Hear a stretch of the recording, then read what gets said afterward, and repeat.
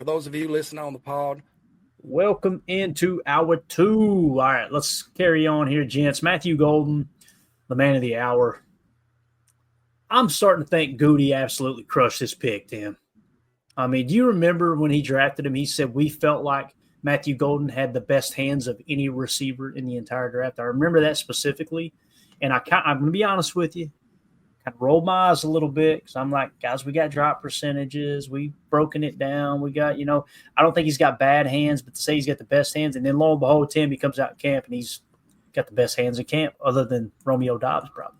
Yeah, and you guys know I had that borderline unhealthy obsession with Jaden Higgins throughout the draft process, and I think we all did a little too, Tim, And I'm sure Jaden Higgins is going to have a great career, and best wishes to him and everything. But it took a while for me to digest, and once we because you're kind of you remember draft night, you almost didn't believe it happened, even though we saw it live. You know what I mean? And it's like I got to tell you, the more I've seen of Matthew Golden just up close, and even going back and doing a little bit of tape study, from his Texas tape, I think it's a true statement. I think he has the best hands of anybody in that draft, and he's right there, if not maybe even runs a better route tree than Jaden Higgins, a guy who I was extremely impressed with his tape. So and at the end of the day, I feel really good about this draft pick, and I think Matthew Golden's going to be a star. He's going to be an absolute star in this league. Yeah. And this tweet came out from Baz as well. We've shown Matthew Golden winning deep. We've showed him working the sideline with the hitch route. We showed him kind of work a slant route, right, off the press, little outside jab, slant in. And I think he was cooking Nixon there the first day.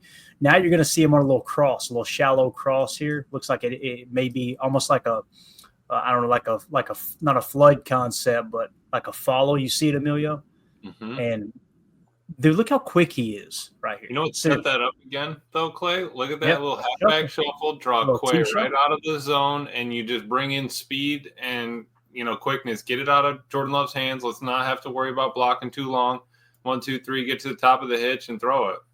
And explain to people why that shuffle is so important to me. Look at where Matthew Golden is catching the football. Right. Now watch it pre-snap.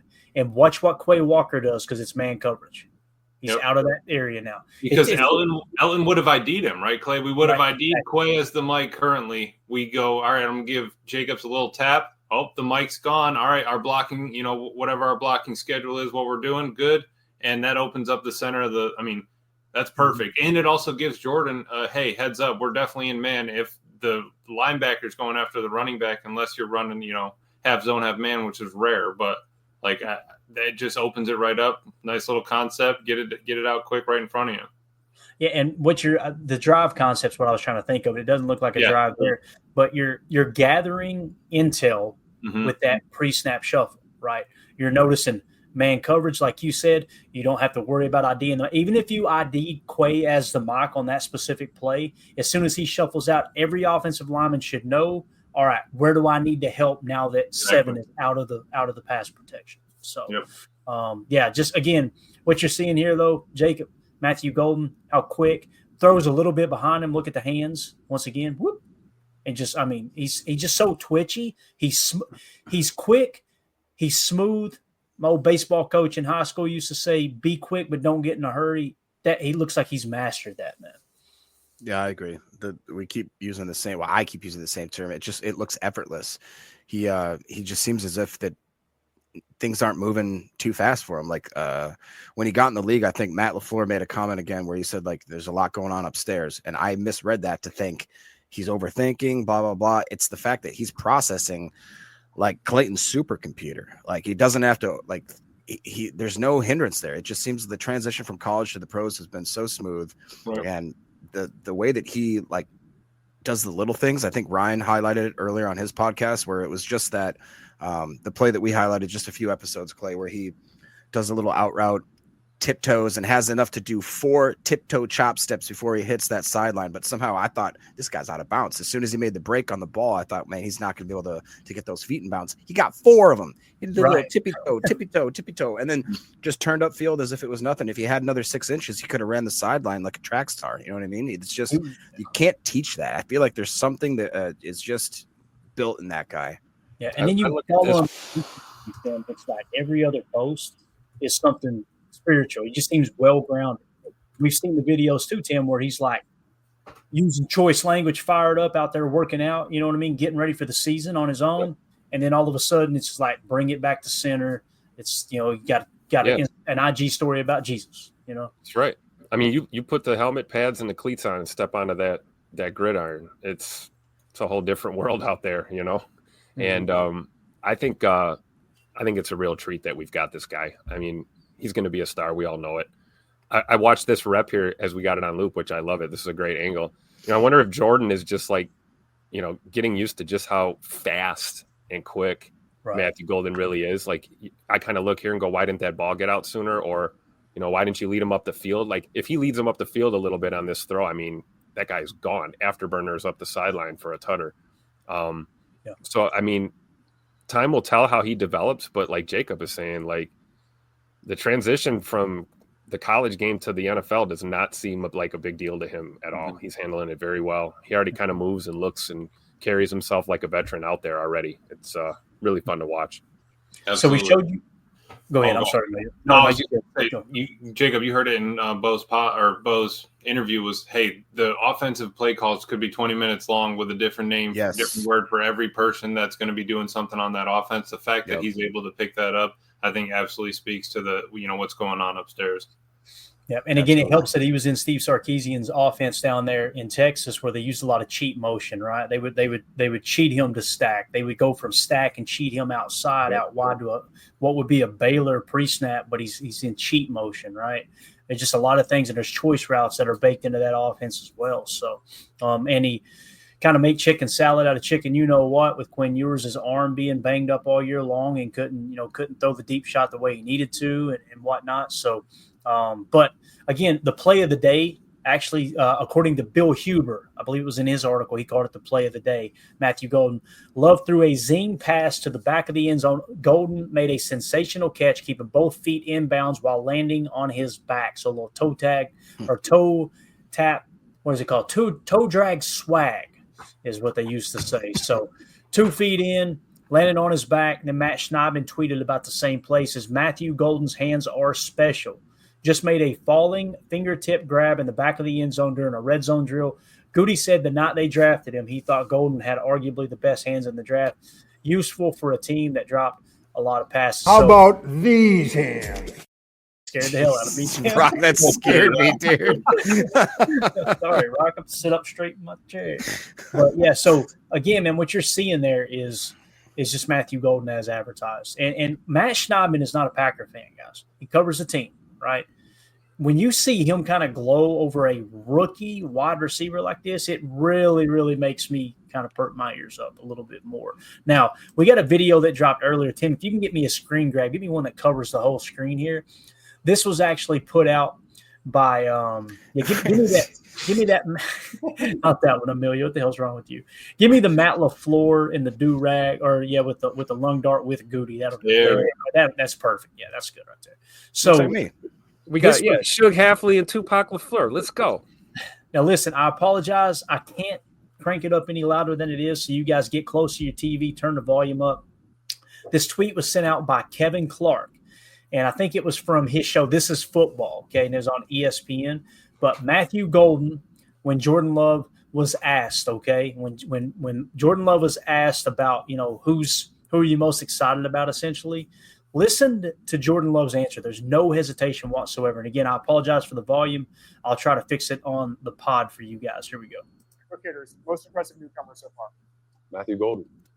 Take me through what makes him special so far. Man, I think he's shown up since day one and just really shown his play style. Shown what he's all about. I think he came in really polished and has been making plays since day one.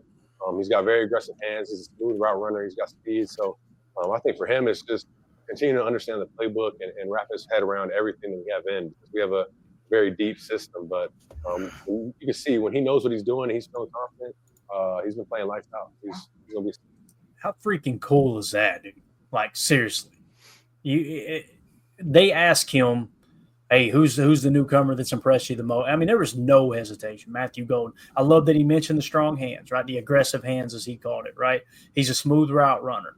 Obviously, he's got 4.2 speed, and the way he's talking about him picking up the offense as well is just absolutely huge. So, really, really excited about Matthew Golden this year. Anything else on the Golden Child, Matthew Golden, your number 22? Good. How much more dynamic can this wide receiver room get, right? I mean, my goodness, boys, it's going to be a hell of a ride this year. We got some weapons. Yeah, it's true, man. And it's funny, too, because some of the later round picks, like your Romeo Dobbses and your Dontavion Wicks, and even Jaden Reed being a second-round pick, obviously not a late pick, but not a first-rounder, those guys have now had time to kind of step into their own and get better every year. And then you got Matthew Golden, who seems like he's going to hit the ground running. So, Ed Madden in the chat. Oh, sorry. Oh, sorry about that. Oh, you're good, man. You're good. Ed Madden says, with all of our receivers, DBs are going to be gassed. And see, that's the other thing, Ed. You know, the problem with Romeo last year, where it seemed to get upset with his what am I trying to say here? Demeanor. His role in the system. That seemed to be something that he was upset about. Now, at the time, he was like within 5 targets of everybody else that was leading. There was 3 receivers that were leading. It was Jaden Reed, Dontavion Wicks, and Romeo Dobbs that were all within 5 targets of each other when Romeo kind of had that problem. That's absolutely – it's kind of like what we do on defense with the pass rushers, right? Rotating guys in and out, in and out, in and out. And you get used to guys' moves. And imagine you're a DB. And they're telling you, okay, look, here's their 2 best receivers. You need to watch the tape on them, learn their move, pick up on their tendencies, the way that their release package when you're trying to play press, or the way that they sell the stutter go, whatever it may be, right? As you're watching the tape on that, and then all of a sudden they get a heavy rotation of these other guys coming in and out of the game, it's no different than you trying to learn the tendencies of a pass rusher and trying to set up for their counter move and their counter move. I think there's a lot of strength in that. I think there's a lot of value there. So I think that's a great point, Ed. Jordan Love's day. Let's talk about Jay Love today. And again, he had a lighter workload today, participated in footwork drills and threw into nets during individuals, only simulated throws in the running backs, period. Okay, so they kind of held him back a little bit today. In 11-on-11 drills, he was sharp, completing 9 of 11 passes with 3 touchdowns. The 2 incompletions included 1 questionable official call.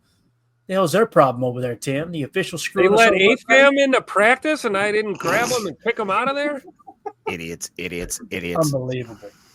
So, including 1 questionable official call and an intentional throwaway. So, what it tells you is he was 10 of 11, essentially, right? Adjusted completion, ratio or what have you. He was 10 of 11, with 1 of them being the only incompletion could have been a questionable call. So, sound like Jordan Love had a heck of a day, and Bill Huber said he was the player of the day. Jordan Love started strong with a bullet pass to Savion Williams for a leap and catch. Let's freaking go. In the red zone, short completion to Matthew Golden, 1-handed touchdown catch by Tucker Kraft, rolled out of bounds. All right, that must have been the one. Touchdown rifle to Williams with potential big hit. I like that they mentioned that too. That, you know what I mean, Emilio? Like you'll see a guy make a catch and they're like, listen, this had been a game. He probably would have taken a shot in the ribs and dropped the ball. I think it's important to put that stuff into context. TD pass to Golden, detailed below. Ran a quarterback option for a touchdown after faking out Isaiah Simmons. Did we just hear Jordan Love running the read option, boys? Wow. Let's get it. It didn't sound like a lot day to me. Hey, sure beats another damn jet sweep, right? Let's go. And it brings that 6 back in there. I mean, you got to worry about another player. He doesn't have to do it all the time. Once, twice, max 3 times a game. If we need him 4 or 5, fine. But just you got to keep him honest. Yeah. And what Emilio means by 6 back when he says that, guys, there's a term that's used by front office personnel and coaches across the league. It's called the 6-back offense. And what that means is typically you only have to account for 5 weapons on the offensive side of the ball. Like when you're on defense, you got to cover, it could be 5 receivers if they're on the field. It could be 4 receivers, 1 running back. It could be 3 receivers, 1 tight end, and 1 running back. You've always got 5 that you've got to kind of account for, right? That's why if you want to bring a 0 blitz, you got to have 5 in coverage and man coverage, all those things. When you say 6-back offense, the quarterback with the RPR game, run, pass, run option, now you have to account for the quarterback. So now it goes from what we call a 5-back offense that you're defending to a 6-back offense, and it changes the numbers game. And again, It's all six back, not six pack, Jacob. Yes, that's correct. I didn't say anything. You didn't have to, sir. So that's what Emilio meant by six back offense. You guys can kind of do a little research. It's what Philly does so well. The RPR, like when he said option play, I imagine it was just a zone read option play, but it may have been an RPR. Not having the tape, you don't know. But like with the zone read, typically what you'll do is you'll put the ball in the belly of the running back and you'll read the end. If the end crashes inside, you pull it and you keep it with the quarterback. If the end stands straight up, he strafes, he squares up like, okay, I'm covering the running back, or I'm covering the quarterback contain. You give it to the running back and he takes off upfield, right? With the RPO look, run pass option, you've got a run and a pass baked into the same place. So you may have a bubble screen with two lead blockers with the trips left look. You got a sidecar right. You're going to put the ball in the belly of the running back. And if that guy that's covering the three, which is the bubble, if he crashes in to help with the run, you fire it out to the bubble. If he holds his ground, you just give it to the running back, and you now have the hat count +1 because that guy's isolated with the bubble screen, the smoke, whatever it may be on the outside, and you could give the ball to the running back, and now you got a light box essentially, right? Because, I mean, all football is attacking space and defending space. That's all it is. It's such a simple game. And then you take it one layer deeper and you're talking hat counts. You always want to be +1 hat. So when you go RPR, so we explain what a zone read is. We explain what a run pass option is. Now with a run pass run option, there's a third layer to it to where you can give the ball to the running back. You can throw, and I'm just saying bubble. It don't have to be a bubble. It could be a lookie. You can do a quick slant. Yeah, you can do a lookie. You got a pop pass. Oh, yes. Clayton, the pop pass in college football. Woo-wee. Cheese. Okay, that got me a win. That was a 2-point converter right there. That got me a W. So we're going to give him some. Did you beat Miami. I was Florida State. I beat Miami. I play Clemson tonight or tomorrow. I don't know. It might have been Podunk University. I don't know. But anyway, with the third layer of it, you know what I mean? You can hand the ball to the running back. You can fire the bubble. Or the quarterback can pull it and run it himself. Yep. So you've got three layers: run, pass, run, option. That's RPR. That's a six-back offense. That was really. And I like that Jay Love was talking about that in his interview about, hey, going back, obviously, maybe some of the why I didn't run was injury-wise, but also looking at the tape, like, dude, I had a chance there. Why did I force that in there? I could have just taken 8 yards right there and been fine. So I like that he was going back, saw that on the tape. Not just injury wise, let alone he was able to notice that he was able to notice, that he had those opportunities. I am done with this chat for the rest. Then it shook in the chat. I can't look at this chat anymore. Then it shook in the chat. So I'd love to give Emilio a lookie. I didn't know if I could put that. You're an amazing person. You know that, don't you? You're not allowed to put that up, Jacob. I am, though. If we get canceled, it's going to be my fault. Okay? That's how this works. That's nice. Can I ask you guys a question quick? Yeah, man. What's up? So I don't know if you saw, but apparently the NFL. God dang it, Emilio. The NFL. I don't know if the front office, the PA, whatever you want to say, they announced, I believe, that they did some sort of study looking back at the last 5 to 10 years and decided that guys that play significant or meaningful time in preseason are 30 to 40% less likely to sustain injuries. Now, in that same vein, do you see maybe LaFleur got that info? I thought I saw that LaFleur said that he wanted to get all four quarterbacks meaningful playing time in the first preseason, at which point all of a sudden, as if it was like an en vogue kind of mass, media blitz, every single team that I've been seeing is like, we're going to get our guys some playing time. We're going to get them in the first and the second, the third preseason game.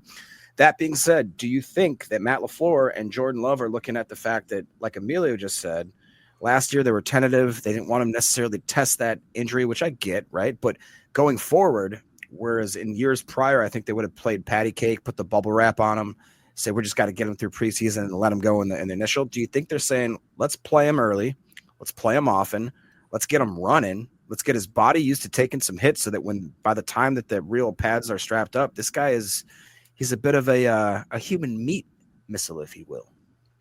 I'll tell you this, listening to Mark Tauscher respond to that Matt LaFleur comment, or someone I think they may have asked him about it. Tauscher immediately cut Wildy off and said, well, I'd love to see that study. Why haven't we seen that study made public? Like he was so defensive right off the bat as a player, obviously. And one who's who's, the end of his career kind of came to a screeching halt with injuries. I don't know how I feel about it, to be honest with you. On one hand, it makes sense, right? Like, okay, you got to get your body ready. But I've got PTSD from Jordy Nelson tearing his ACL in the second quarter of the Pittsburgh game in that preseason. You remember that, Tim? So the study didn't work out there, did it, sir? Well, and I think too. Remember the, telltale kind of thing that made everybody fall in love with Dan Campbell is when he basically cried on Hard Knocks. He's like, "I'll do everything for you guys. You got to trust me. You got to put your body on the line right now." And then spitting and drinking coffee. And then was it Dan Campbell or Waylon Jennings? It was Dan Campbell. But you look at now, where are the Lions at right now? Half their team's on IR. You know what I mean? Guys that have been on IR now for a year and a half plus. So is it a double-edged sword? I'm sure it is, but I don't know. I just thought it was an interesting subject. Did you see that, Emilio? I saw you kind of shaking your head along. Yeah, no, I was listening to Matt. They were asking him. They kind of asked Matt for the numbers. They go, so what's the play amount? How many times? He goes, well, I'll get you the numbers if you need them. But he was like, I just remember seeing the information. I jotted it down. It came from the NFL, and we're going to move forward with that. And like I always thought that he was going to play him, just because. Why would you not want him to get into a rhythm? Matt said it too. We got a noon game, we've got a late afternoon game, and we got a night game. 3 games perfect to get him ready for any of the games we're probably going to see, unless it's a different day or something. But I think it's just the preparation, the practice. Obviously, Jordan's done it. The first team's done it. But just getting into the rhythm, you got a couple new guys. You might as well run a snap or two. If something happens, I'm going to feel terrible. But I think that the benefit outweighs the risk a little bit of getting some of that rust kicked off. Mm-hmm. Jacob, you made a great point. And Tim, I want to get your take on it because that is what Dan Campbell's known for. And like Jacob pointed out, I mean, look at how many injuries they sustained, dude. And it's still happening. It's still happening to this day, right? I mean, didn't they have somebody go down the other day in the preseason game? Am I thinking right? But nonetheless, it's just you got those defensive tackles, like Jacob said, man. It's carrying over from last year too, and we don't know if Aiden Hutchinson's going to be the same. I assume he will because he's a freak, but I don't know. What's your take on that, Tim? How do you feel about that? Maybe would you rather them play it safe in preseason, or would you say, man, just turn them loose? You're muted, brother. Whoa. The hell was that? That was weird. Hold on a minute, Tim. Tim, I don't know what's going on there. Tim spilling his guts over there. Tim, that was the strangest thing I've ever seen, man. You sounded like a chipmunk, bro. That was crazy. Try it now, Tim. Try it now. No. My knee. Tim, we're not laughing at you, buddy, but you would be rolling if you could hear the way you sound. It kind of sounds like Alvin and the Chipmunks. I was going to say Alvin and the Chipmunks. That's Alvin, Simon, and Theodore. Like, even faster than that. I don't know how it's happening. I just love this comment from Tool for this. He says, Dan Campbell probably hits 20 in blackjack. Yeah, probably does. I'll stay. Let's try it again, Tim, one more time, man. All right. Do I still sound like an animated character? There you go. Now, man. Okay. All right. So the truth lies somewhere in the middle, I think, for me. FBI listening in. So you think it's right in the middle somewhere, right, Tim? Yeah, you don't want guys to sit and collect dust, right? And if you try to be overprotective, it can have, devastating effects down the road when your guy steps on the field. We saw, what was that, a couple years ago in the Super Bowl, we saw a guy blow his whole leg out just running onto the field.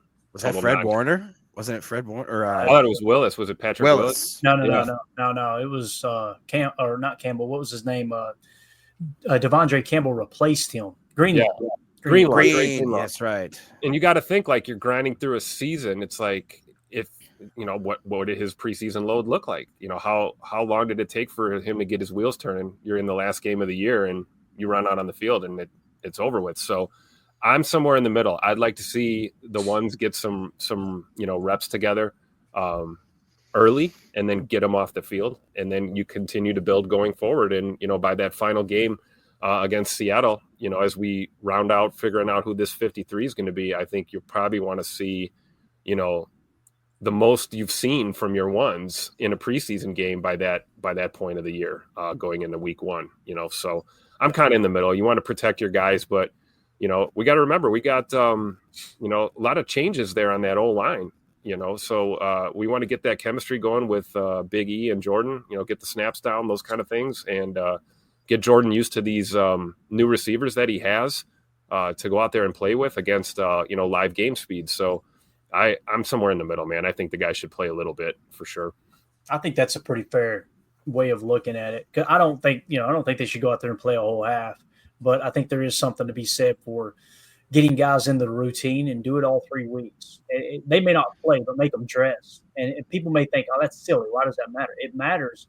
If they don't know if they're going to play or not, and they have to prepare to play, then they have to get into that routine every the mindset. Matt made that comment, right? He said we want everyone prepared to play every game. Yeah. Go ahead, Emilio. What were you saying, man? I was just saying, no, even the mindset of just prepping, like you and Tim were both saying, it just getting into the idea of, hey, we're playing a real NFL game right now. Obviously, it's preseason, but it's still NFL. We're still strapping up, still wearing the G, all that. Yeah, definitely. Man, I'll tell you guys just real quick. I'm in like way too many fantasy football leagues, and I'm in one that's a slow draft. So if you're a dynasty league or an empire league, you keep your players from years prior, blah, blah, blah. Somebody was on the clock that had been on because a slow draft, you do 24 hours to draft. The guy was about to pick someone else. And then after Anthony Richardson went down, the guy just drafted Daniel Jones. And that just tells you how cutthroat and lethal just fantasy football is and how the game of football is. It's a cutthroat business here, guys. Yeah, if anybody sees any updates on Anthony Richardson, it's early too, and it looks like a shoulder injury, so they probably won't have it. It's not like somebody tears an ACL, the doctors wiggle the knee and go, yeah, that's an ACL. Yeah. You can tell too, man. You literally can just go top and bottom of that thing, and it is just disconnected. Yeah. No. Real quick, Dennis Shook asked what an Empire League was. It's super cool. You get a longer bench. You draft guys. You keep them every single year. And then you only have a 4-round draft for rookies and free agents. And you have to win at least 2 times in a row, usually for an Empire League, 2 years in a row to win the whole pot. And every year that you don't win, more money gets put into the side pot. It's pretty cool. Heard it from a fan right here. Not that kind of pot, you knuckleheads. Yeah. Overview of training camp practice. Try to get back on track here. We're running out of time. I told the guys we'll do a 40-minute episode tonight. Yeah, sorry, Mandy. Yeah. So the Green Bay Packers held their 12th practice, blah, blah, blah, blah, blah, blah, blah, right, which was scaled back after a long Wednesday session. Players wore shells instead of full pads. Somebody zap that bot for me. Got him. Starters are expected to play at least a little in Saturday's preseason game against the New York Jets, but all-pro safety Xavier McKinney will not due to a calf injury. So, again, I would be surprised if Jordan Love goes out there and plays a series, although it sounded like Matt was trying to give that impression. I just wonder if it's kind of what we were talking about, that he wants the guys to be ready. We'll see what happens, though. I'm not opposed to them playing a series for sure. McKinney described the injury as lingering, but said he'd be ready for week 1, emphasizing a cautious recovery plan. Now, Packer lineup notes, offensive line with Jenkins and Walker out. So keep in mind, you're missing your starting left tackle and your starting center. This is how the offensive line lined up. Left tackle Jordan Morgan, left guard Aaron Banks, center Jacob Monk, right guard Sean Ryan, right tackle Zach Tom. Banks was pulled for Donovan Jennings after a false start. So Donovan Jennings seems to be next in line to play guard if you're down a body, okay, at the guard position, if that makes sense. And we are down a body at guard because Jordan Morgan had to play left tackle in Rasheed Walker's place. Coach LaFleur on Morgan at left tackle. Some good plays, but needs improvement, valuable exposure as a young player. Talking about Jordan Morgan. Okay, got it. Cornerbacks, Hobbs out, Keyshawn Nixon resting. So the number 1, so keep in mind, Keyshawn Nixon was resting. And that did not get mentioned earlier on the radio. I was listening, and they were saying, man, here's your number 1s. Carrington Valentine and Bo Melton. I went, holy cow, did Bo Melton skyrocket to the top of the depth chart here? They conveniently didn't mention that Keyshawn Nixon was resting, and that's a big role. Plays a big role there. So with Hobbs out and Keyshawn out, it was Carrington Valentine and Bo Melton. Melton viewed it as an opportunity to prove himself against a talented offense. Safeties, McKinney was out, so the number 1s were Evan Williams and Javon Bullard. There you go. Okay, so Javon Bullard stepping in as safety number 3. So he's definitely kind of in place of whichever safety is going to get pulled there. If somebody breaks a shoelace or something. It also says in nickel, Zane Anderson at safety with Bullard in the slot. So it sounds like the depth chart right now at safety is Xavier McKinney, Evan Williams, Javon Bullard, Zane Anderson. Is that how you guys are seeing that too? But I think Katano Ladapo's out though, right? So we don't get a true gauge of that, do we? So I think that is right because we want to get Bull down there in the nickel, and we still need a safety out there. Zane is going to be our man for now, but I do hope Home Depot can get out there and do his thing. Do you guys see a world where, with an injury situation or whatever the case may be, that you could slip Catan on the practice squad or possibly a Zane Anderson and then get a guy like Omar Brown on the squad? Like, I'm personally not buying into the Omar Brown hype. That's just me. I could be wrong. But the thing that worries me about that, Jake. Get him, Tim. Get him. We had Katano Ladapo as the third best safety in the draft. Yes, we did. Right. And it's obvious the Packers thought pretty highly of him too. Right. So there's probably another team, if they're light at safety, right, what they're going to do is go back to their draft board, go back to their draft analysis and go, okay, what other safeties were we high on in the draft for any of those guys available? Oh, look, Oladapo's on a practice squad. Now, I say that because Omar Brown on our board, and I'm not saying it's more important than anything else, but Omar Brown on our board is way down the list, right? I want to say what we might have said 299. I'm trying to think here, but he was way further down. Yeah, way down the list, like 3/4 of the way down the list here in terms of safeties. So I'm not saying Omar Brown can't go on to be a great player in the NFL, but if you're asking me, Jacob, and I may have misunderstood your question, if you're asking me would I keep Omar Brown over Oladapo, absolutely not. No, that's not what I meant. I just meant if injuries happen and you do think that you could slip a guy like if Catan is hurt or if Zane is hurt, do you think that you could sneak them out of the practice squad without them getting snatched? I don't think so. No. Yeah, I don't either. Yeah. Both of them, even Zane. Zane, you got a better shot, I believe. Yeah. Zane would be the one I would. I don't know though, man. Omar Brown was. Team wanting to pick him up though. You see, he's got a PFF grade in the 80s. You know what I mean? People like the first thing they do is Google his name. Oh, he's got an 80 PFF grade. Okay. Yeah, but think about it. Zane Anderson was on a roster before Omar Brown. Omar Brown was available, and there weren't teams going, "Hey, let's put him on our 53." So that's going to come into factor too, I'm sure. And Omar Brown was a UDFA, right? No, wasn't he? Yeah, he was. Yeah, he was. Yeah. Okay. Because I was thinking of Kamal Haddon. I think it was Kamal Haddon. That was a second-round pick by Kansas City. Yep. All right. Next, linebackers. Quay Walker and Edgerrin Cooper as every down starters. Let's go. Battle for the third spot between Isaiah McDuffie and Isaiah Simmons. That's two guys to watch Saturday night. Isaiah McDuffie and Isaiah Simmons. That's going to be a fun to see them on the field playing in preseason. In the nickel, it was Cooper and Walker first, then Cooper and McDuffie, then Simmons and McDuffie. So it seems like McDuffie is above Simmons on the depth chart right now. Am I reading that wrong, guys? Because I know there's a couple of days where Simmons was it felt like he was over top of him. Tim, you're there, boots on the ground. Yeah. If you had to guess, and again, nobody's going to hold your feet to the fire, would you say Isaiah Simmons or Isaiah McDuffie is the number 3 line? Number 3 right now, I'd say McDuffie. Okay. With Simmons breathing down his neck for that, competing for that spot. And this is what we talked about. This is the type of competition you want in a camp. It's going to make your room better. But yeah, I would agree that Zay McDuffie's got a little bit of an edge over Isaiah Simmons right now. That's why, to your point, let's keep an eye on this Jets game here on Saturday, see what these guys look like out there. I think there's a strong chance that both of these guys make this football team for sure. The question is who's where on the depth chart. And I think if it was today, I think it's Zay McDuffie right now. That's just my opinion, though. Yeah, I can see that. Dennis Shook says Simmons has been a pleasant surprise. He really has, man. Yes. When we signed him, when the Packers signed Isaiah Simmons, the Packer fan base went crazy. And I don't know if you remember, Emilio, I was kind of like, come on, guys. There's a reason he's available and he's making such little money, right? Mm-hmm. But boy, oh boy, did he not flash in camp early. First round, 8th pick for a reason, right? He had the talent, skills, everything, but it just hasn't worked out what they've asked him to do in other places. Is this another, time where the Packers found out the right spot for him and just let him do his thing? Possibility. But Tim, to your point, I love that they're both pushing each other. Both Isaiahs are, hey, I want that spot. Hey, I want that spot. We're just going to compete until the coaches decide who wins, right? We're just going to give it our all. Absolutely. Yeah. Chase Green in the chat says Simmons was signed to tackle Barkley and Gibbs. There you go, man. There you go. To over this makes a good point. He says Kenny supposedly said the starters were basically told they were playing.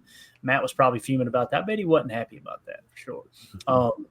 But again, I think that's the plan, man. Everybody's prepared to start. You're going to see them suited up on the sideline, whether they go in or not, right? So, tell you what, I'd like to see march that number one offense out there, whoever's healthy. Let Jordan Love drop back, hit Matthew Golden for about a 65-yard tutter, and get them all off the damn field. That would be absolutely awesome. Go. Yeah. Let's go. Flea flicker on the first play. Let's go. Yeah.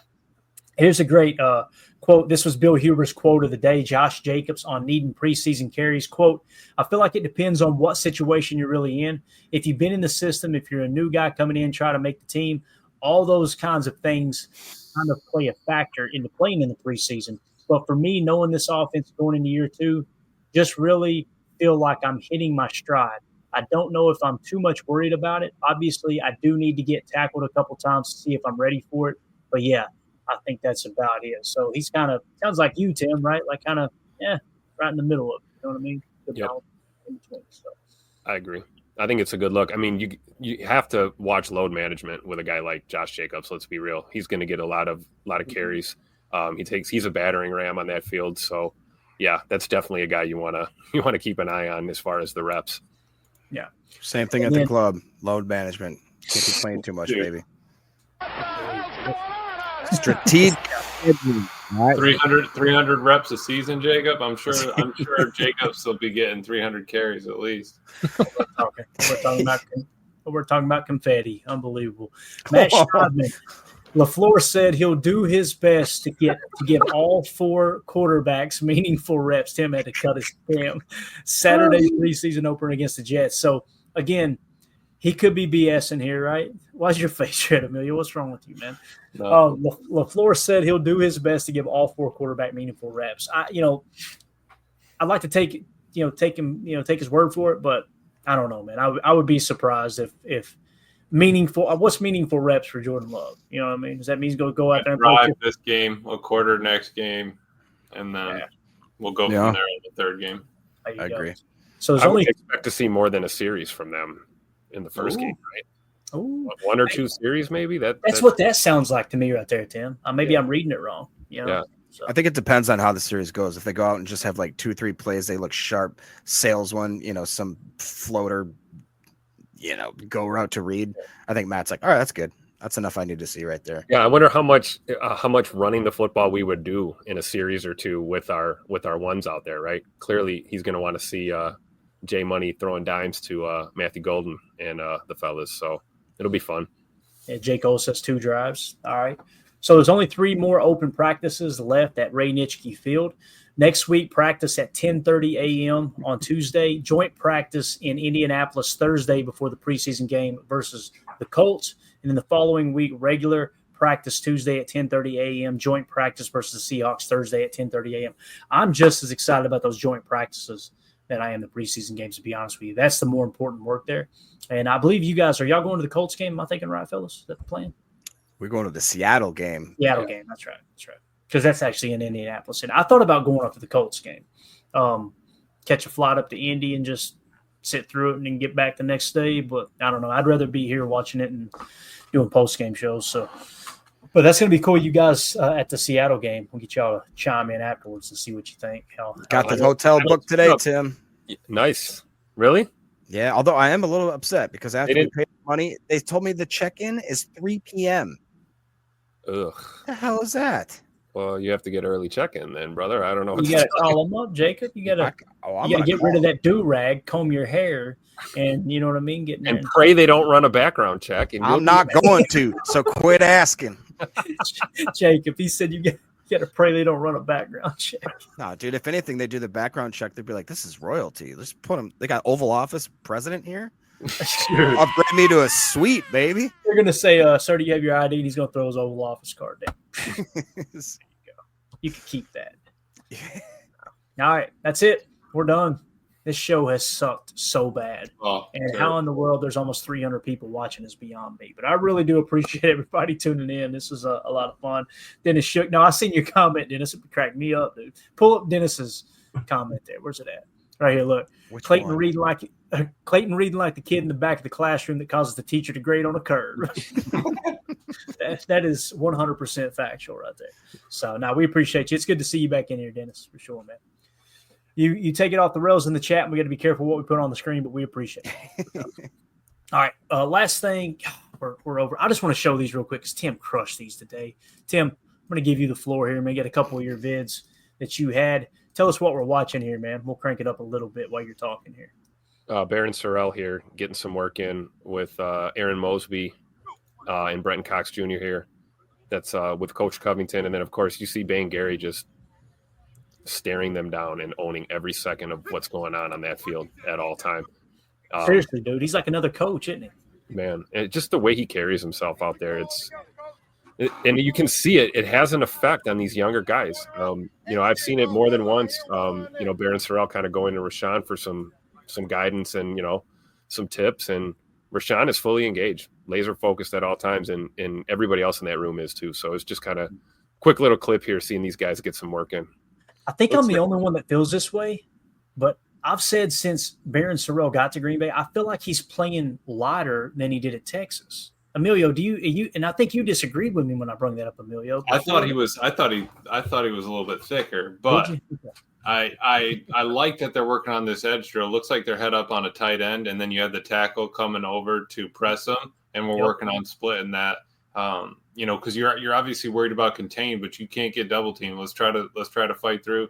Mosby did a good job there, kind of get a little skinny, get in between. But no, I think Barron's just I think he's a little bigger. But I love that we have that kind of size on the edge. You lose Preston, let's still bring in some beef out there. Yeah, definitely. And then we got another just two more videos, and we'll get out of here. This is another one. Tim, talk to us. What we got here, man? Oh, this is really quick. Turn the sound up for this one. You'll like this one.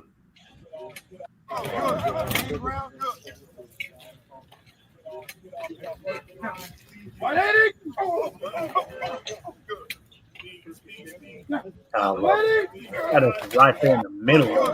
Yeah. So as you can see, Rashawn almost took out Coach Covington there. I noticed that. But look at this. Exactly. Yeah, dude. Coach Covington is he not swagged out every practice? You just look at him, it's like, man, he's like one of the boys. You know what I mean? Like you could tell the guys respect him so much. Yeah, absolutely. And he gets the most out of these players. Ball King here in the front too. Coach Davis is another one. Coach Ogabasi brings the intensity. This group really, really works well together. And I think that's why we have that different vibe this year down on this end of the field during camp. Yeah. I love that LBN was the opposite of Rashawn there, just both getting after it, getting to the quarterback as quick as possible. Yeah. Yep.